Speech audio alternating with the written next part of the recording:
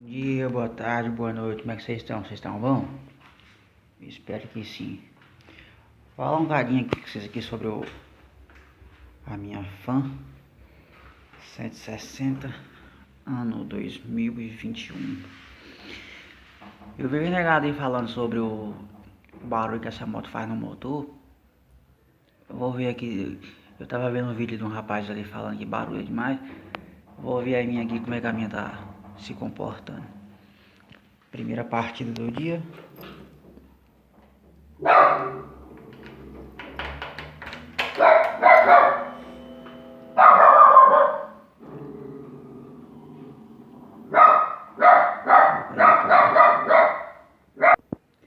Primeira partida do dia.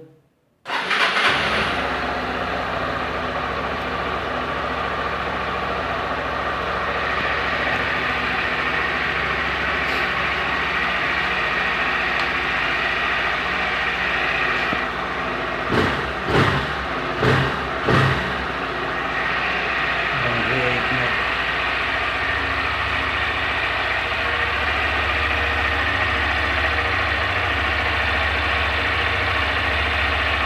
Assim, eu não vejo esse barulho todo que os caras falam não, sabe?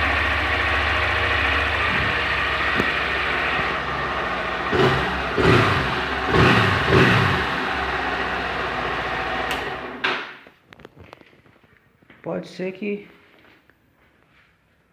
eu fui premiado, né? Com a moto que não barulha tanto, igual os caras falam por aí,